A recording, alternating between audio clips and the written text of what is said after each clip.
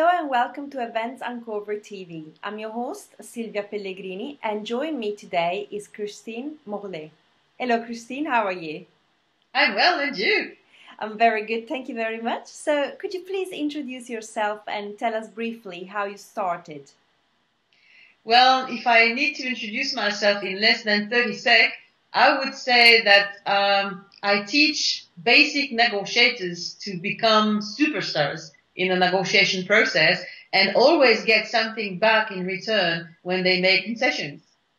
Very good. So let's start. What are the secrets of relational sellings? Well, the secrets of relational selling is to be able to distinguish the relations in the selling process. That means that you have to be able to step into the other person's brain. And you know, there are some different types of people. For instance, there are people who would really first focus on ROI, on value, on money, on benefits. All right? Okay. So these types of people, you have to sell using lots of Excel doc sheets, really structured things, really specific information, very precise. Okay? So the second step in the brain are the people who have a really strong, detailed brain. They need you to speak into processes and not to just put too many concepts on the table at the same time. Like, people who have a strong safekeeping self. You have to ensure or to reinsure these people that you are the right type of person for the delivery time, for the quality, for the security. The safekeeping is very high. And so you would not put too many concepts on the table in the selling process for these people. Otherwise, you will frighten them. Okay. Yeah? And so the third type is the person who will really focus on you as a person, as an individual, as a human being. They would ask you, for instance, what is your day? The type of question you ask me first, how are you doing? How are you today? And how was your weekend? And, as the first type, remember the first time really focused on facts and figures will not ask you that type of questions. They don't really care about your weekend. They care about benefits. As the third type, really care about you. What type of person are you? What is your social environment? Where do you come from? Are you married? Do you have kids? That's the type of person, the third type. And then you have the fourth type, which is really interested in the future, in the perspective of the business, in the vision. These people need you to give them insights on future. How are you going to be able to just, stir them higher in their sales? And then if you give those people ideas, new concepts, innovation, they are very interested in innovation, for instance. And of course, it's exactly the contrary of the type number 2, who is really highly focused on processes and structure. Because if you do put too many concepts, it's just like, first type is opposite to third type. Yeah. And second type is opposite to fourth type. So you see, that's a very interesting way to actually do some relational selling. Because if you know this and if you understand this, you will then step into the other party's brain to try and get the other party into your brain then in the second phase of the selling. Okay, so before we go to the second part of the selling, how do you find out which person is which type? Because the first person will only ask you the person, what are we going to talk about today? They're really focused on the what and the how much. So they will ask you most of the time questions in the 10 first minutes of the interrelational, cooperation phase. They will ask you, what is the topic you want to talk about and how much is it going to cost me? Okay. That's a really first type. Second type is, how do you see things? How are you going to deliver? How's it going to work? How long is it going to take? That's the type number 2. The third type is who? Who are you? That's their favorite question. who are you? What is your background? What are your studies? Which kind of school did you go to? Yeah. Okay. And the type number 4 is why. Why do you do this? Why do you do this? Why do you explain this to me now? Why? Okay. So if I summarize, the first type is what? Second type is how. Third type is who. Fourth type is why. Okay. So this is actually useful for any profession. So let's say I'm an event planner and I'm talking to potential new clients.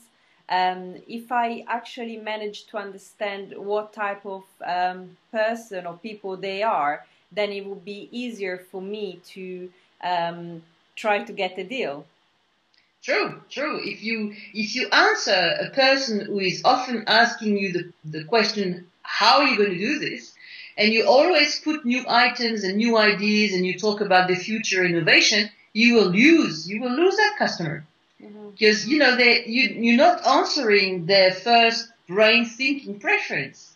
In order to better communicate and sell to someone, you have to first step into their brain in order to bring them to your brain. Okay.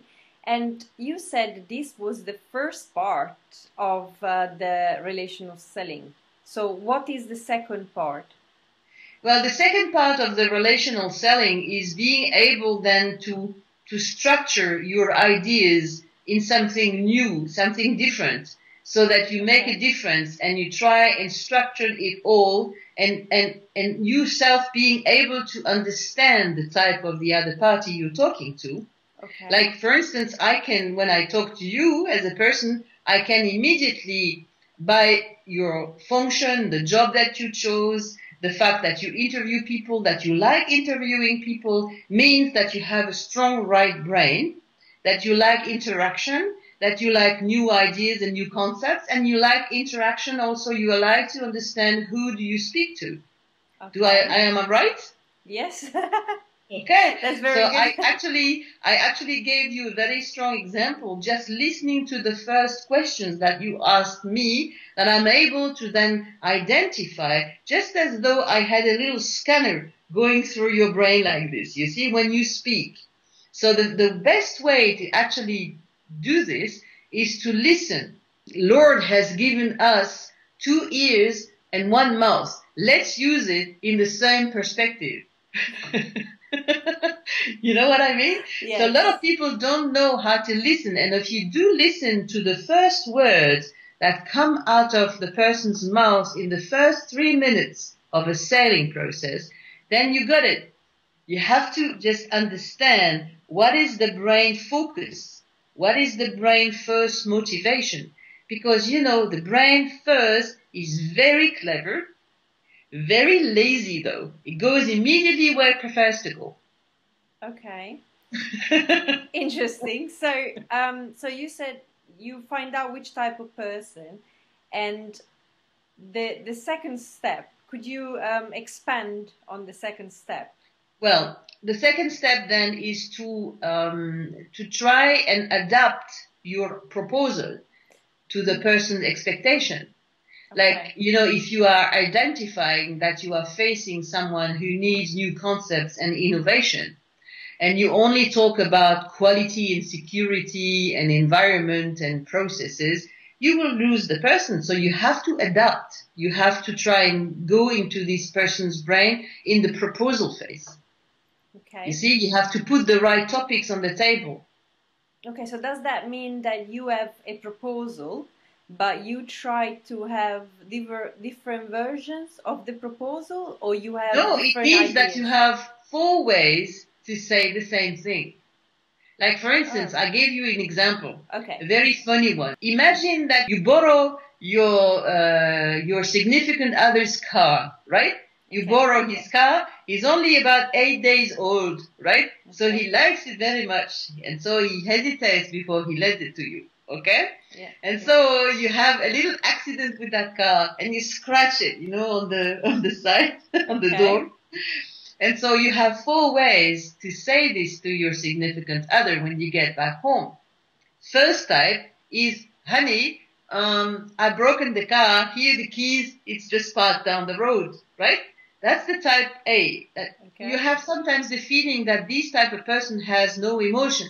It's not true. It's just that they don't talk about their emotions so well. Okay. They don't like to expose their emotion. So type number 2, you say, honey, be insured. I have nothing. I have no harm. I mean, nothing happened to me. I mean, I'm safe. Yeah, right. And I have called the insurance company. Everything's fixed. It's not going to cost us too much. That's the type number 2. Okay. Okay. And so third type is, honey, I broke in the car. What are we going to do? I love you so much, honey, and blah, blah, blah, blah, blah. That's the third type. All right. Okay. And type number 4 is, honey, guess what? I just passed by the car shop where we bought that car just 1 week ago.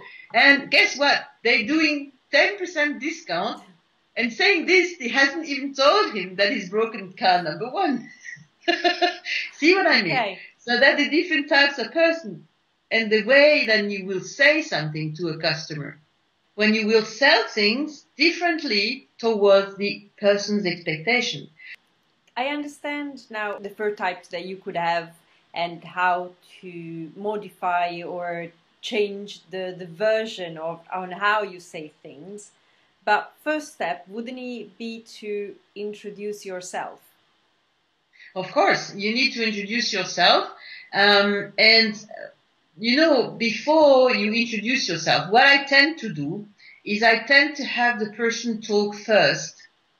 I try and structure the sale, the sales meeting, in giving the other party the chance to talk about them before they talk about me.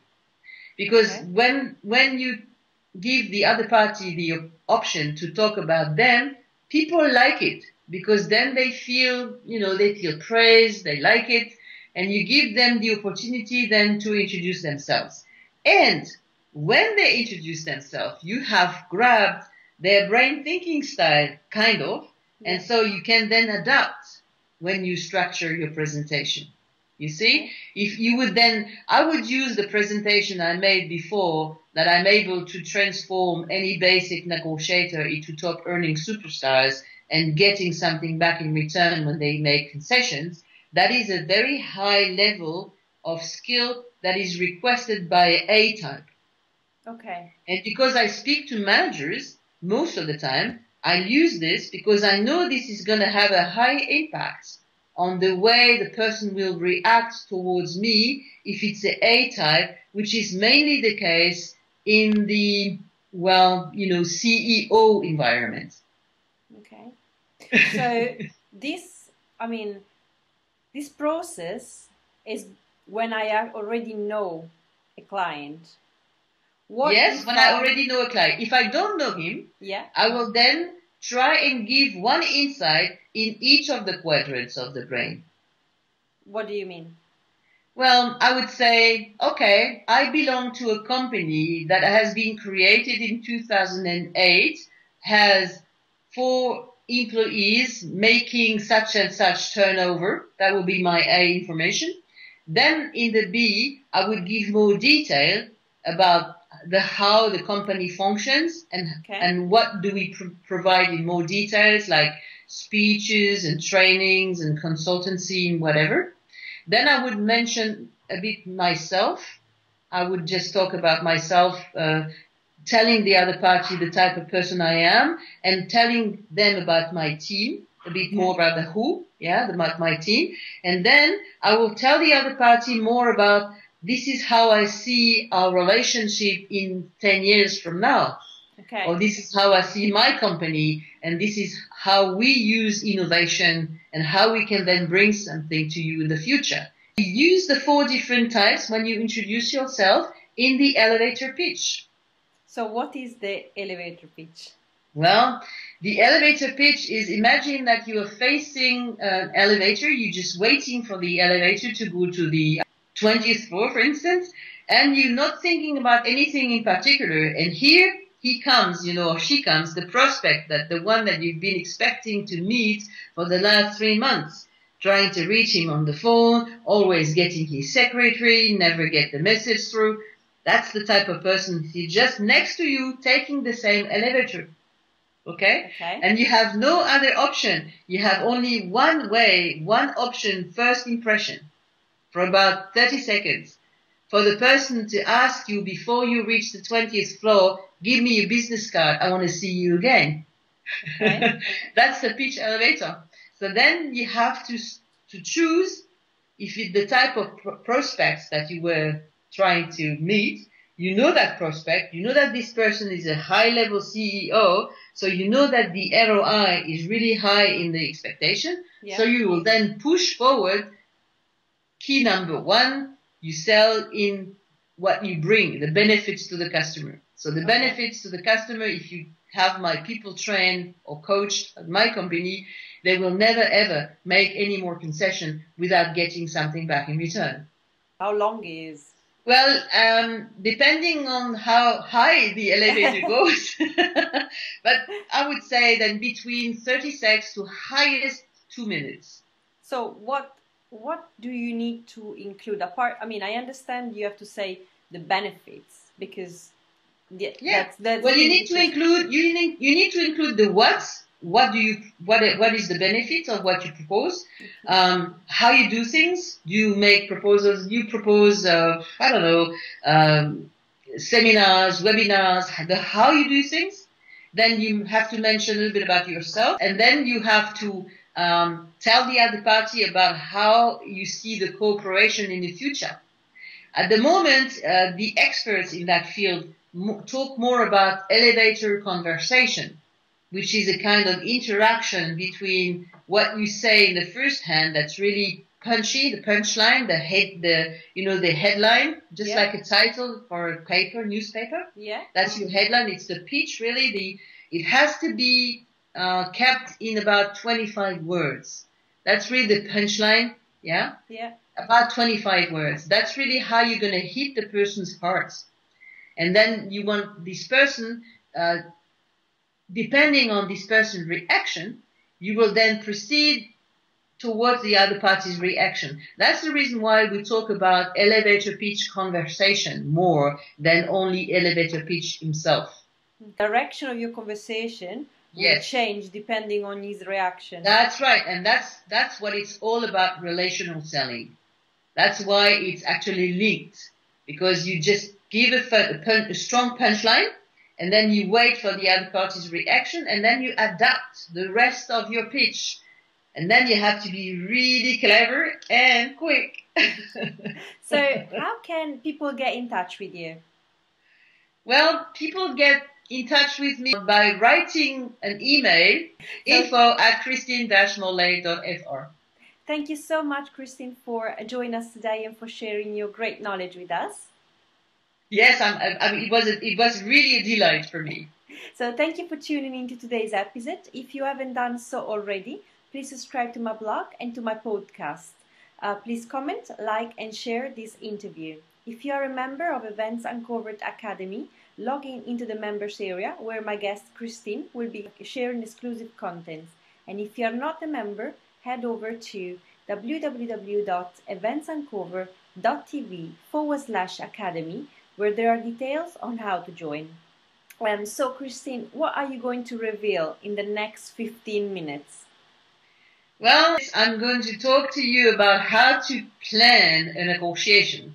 What is planning all about? Okay, so until next time, this is Silvia Pellegrini from Events Uncover TV.